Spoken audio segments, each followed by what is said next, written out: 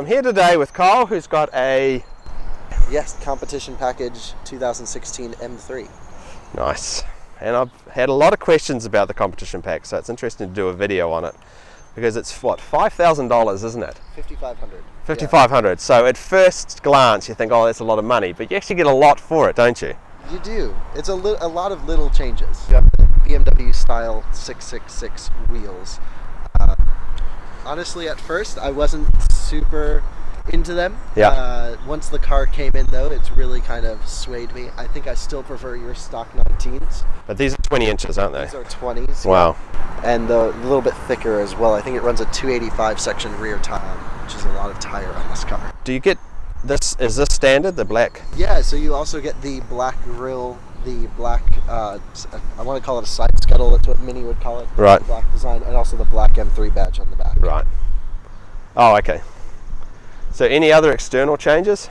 You get, it's all blacked out, so you have black tailpipe exhaust finishers. Okay. The tips. And I think that's about it. Stuff that I've done on the car was, it has a sunroof.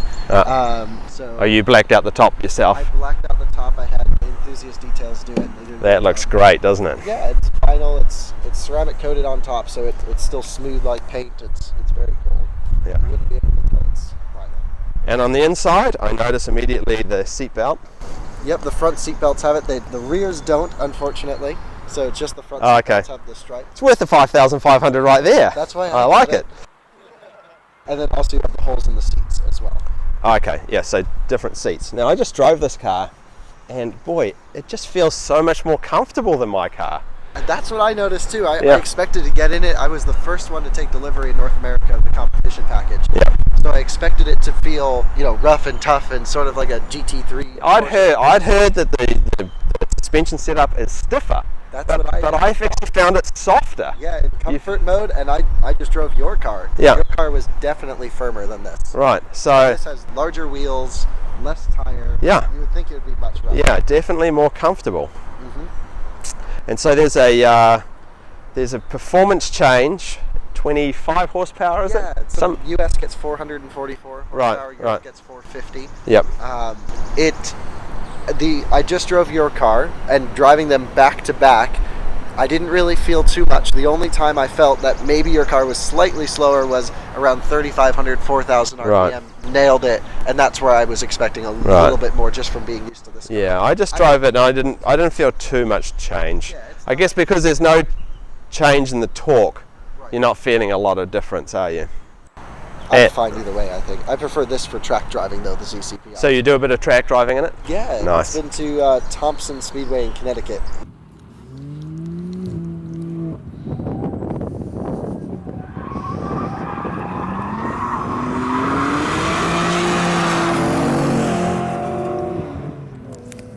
Which is the track day I brought it to.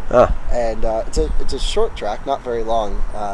The fastest you would get to on the straight is about 145 miles an hour. Right. So it's more of a tight technical track, and the car felt big and heavy, like all M3 M4s do, but it really was a lot more sure-footed and secure driving around the corners than the non-CCP car. And of course, the other big change is the exhaust, isn't it? Yes, absolutely. So I think this is the change that most people would be interested in. Right, so not only do you get the black tailpipes, you can also get the M Performance exhaust with the competition package. There's no stop on doing that. You do get a crackle and burble at the exhaust, so it makes great noises, only in Sport, and Sport Plus takes it even further with more cracks. And then, so we'll have to do a quick run and compare the sound of the two. Absolutely. Poor old red car over here, neglected and unloved.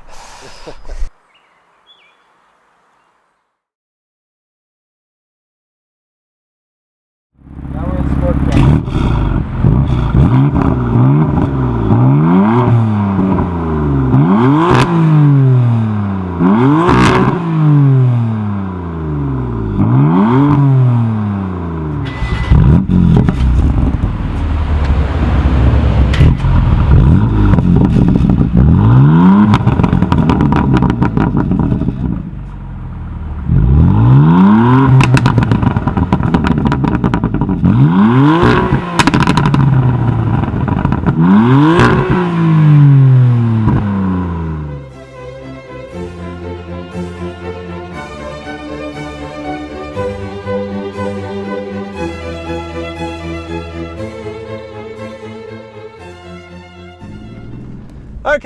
So Tui and I are taking the competition package M3 for a spin.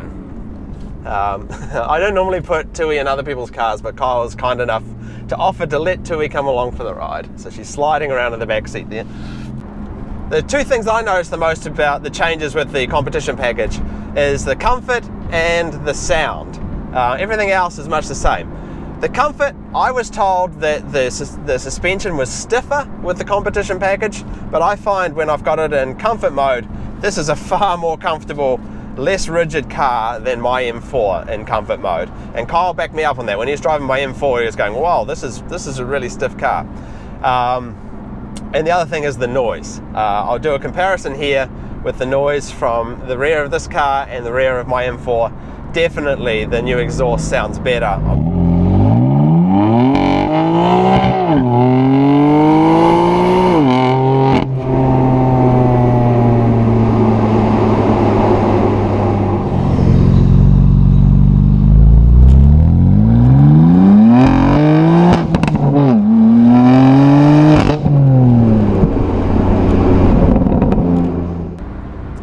Whatever tweaks I've done with the chassis is definitely improvement on the standard M3 and M4. But yeah, my favorite is definitely the sound. It sounds so much better and a little more comfortable. I think overall the competition package totally worthwhile. So one more thing I'd like to talk about, which has got nothing to do with the competition package, is that this car has the optional carbon ceramic brakes. And this is really the first car I've driven that has that option. But I've talked to a lot of people that have got the option, and they pretty much always go, they're not sure that they'd get it again. Kyle got the option because he tracks this car a lot, and he says it's totally worthwhile if you're going to track the car, but otherwise the carbon ceramics are just a big nuisance. The reason they're a nuisance, and I've noticed it when driving this car, is that they squeak all the time. It's infuriating. They're constantly The brake feel is not really that different than the steel brakes in my car. Maybe a little softer if anything. But yeah, the squeaking of the brakes, that just would drive me nuts. So unless you're going to track your car all the time, don't bother spending the $8,000 or $9,000 on the carbon ceramic brakes. They're just a nuisance.